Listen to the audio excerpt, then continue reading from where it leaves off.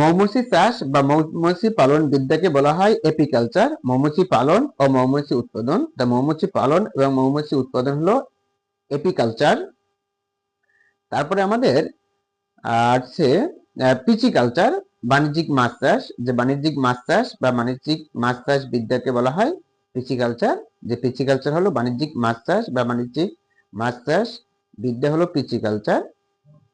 এরপরে sericulture, sericulture রেশম চাষ, রেশম মদ ও রেশম সুতার উৎপাদন, এটাকে বলে সেরিকালচার। সেরিকালচার হলো রেশম চাষ, রেশম মদ ও রেশম সুতা উৎপাদন হলো sericulture.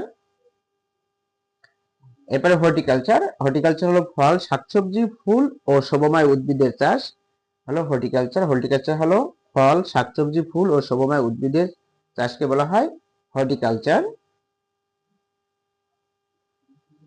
Fruit culture, fruit culture হলো ব্যাঙ চাষ। যে ব্যাঙ চাষ বা ব্যাঙ চাষ বিদ্যাকে বলা হয় ফ্রুট কালচার। যে ফ্রুট কালচার হলো ব্যাঙ চাষ বা ব্যাঙ চাষ বিদ্যা ফ্রুট কালচার।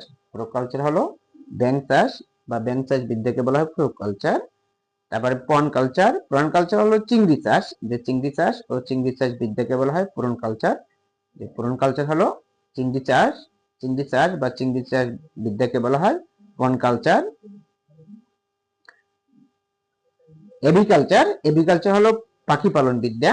পাখি পালন বা পাখি পালন বিদ্যাকে বলা হয় এভিকালচার। এভিকালচার হলো পাখি পালন বা পাখি পালন বিদ্যা হলো এভিকালচার।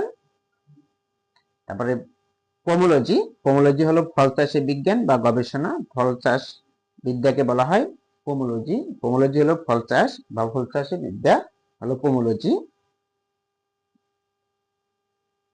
এরপরে মুক্তা চাষ, মুক্তা চাষকে বলা হয় পার্ল ফার্মিং। ঝিনুকের ভেতরে মুক্ত উৎপাদন চাষ বিদ্যাকে বলা হয়, অর্থাৎ মুক্তা চাষ বিদ্যাকে বলা হয় পার্ল কালচার, ঝিনুক থেকে মুক্ত উৎপাদন।